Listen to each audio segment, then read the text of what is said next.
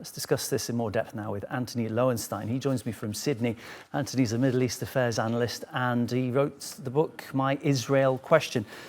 Welcome, Antony. So, as I mentioned there, Israelis take to the streets regularly to protest against Prime Minister Netanyahu because he hasn't got the hostages back is one of the main reasons. Recent opinion polls suggest almost half voters want immediate elections, and that actually, if there were elections, there are more voters who would prefer Benny Gantz to lead the country rather than Netanyahu. Is the end approaching for Benjamin Netanyahu as Prime Minister? Well, only a fool would predict that too confidently. And I say that because I think that's a bit of an illusion about what actually comes next. Netanyahu's unpopular. If there was an election held today, he would lose almost certainly.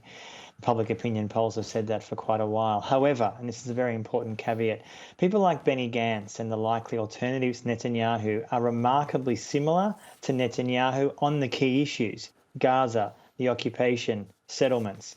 There is very little difference. And although, yes, there are hundreds of Israelis who are protesting in the streets against Netanyahu, the vast bulk of Israelis, according to public opinion polls, do not want the war to end. They want the war to continue. And Israel has gone much more right-wing for years, but particularly since October 7. So I think a lot of people who are in the West perhaps obsessed with Netanyahu and concerned that he still is in power, and by all means we should hold him account for what he's done over the years. But the likely alternatives on these key issues are sadly very little different.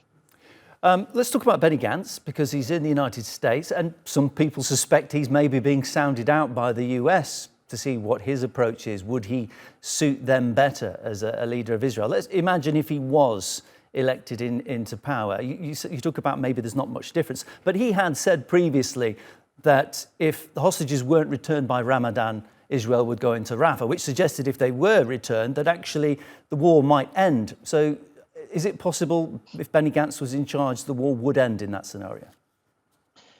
Well, I mean, I guess it's hard to say, but he's not going to be in charge by Ramadan, is he? And I suppose ultimately on these key points, I mean, Benny Gantz for a long time has often used his role's destruction of Gaza as part of his election campaigning. Over the years, people can Google this very easily.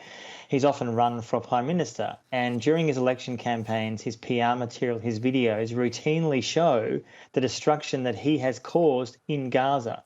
So, yes, potentially he is seen as a bit more moderate. He certainly would not have a far-right coalition in power like Netanyahu does, which is welcome. But on the key issues, there is no constituency in Israel for a two-state solution. There is none. There are some people who support it, but very, very few will actually do anything to achieve that. I mean, essentially Netanyahu has really given voice for years to what is a mainstream view. He himself is not popular, but the mainstream view is that essentially Israel should not and cannot give up the settlements, the occupation. There are 750,000 Jewish settlers in the West Bank, and that number is soaring. And there's no indication that Benny Gantz would stop that or reverse that. Instead, what will probably happen is the West will be relieved that Netanyahu is no longer in charge and continue to dance to the illusion of a two-state solution, which will never happen. And this is the danger. Without massive international pressure, whether it's Netanyahu in charge or Gantz or somebody else, the status quo has suited Israel for a long time because they've never had to pay any price for an endless occupation. You mentioned there, Antony, that the Israeli public support this war. So, Netanyahu might view that as a mandate for the conflict from his own people. If he senses that the political vultures are circling for him, is there a danger, if feeling cornered, Netanyahu might double down on what he considers to be the one area he has support with the war? Well, that is very, very disturbing. And that, of course, could either be Rafah or, frankly, Lebanon. I mean, of course, there's been a dream of the so-called Israeli far right to invade and attack Lebanon for years. Lebanon meaning attacking Hezbollah and potentially trying to destroy it. I mean, a war between Israel and Lebanon would be beyond catastrophic, frankly, make what's happening in Gaza very small. I mean, it's a horrendous possibility.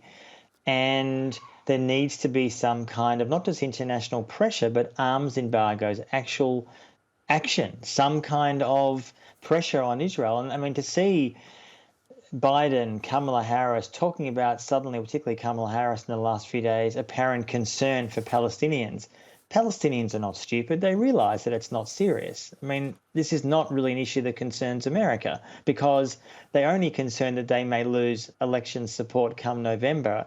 And the latest polling would put Donald Trump, in fact, ahead of Biden. So Biden's in trouble.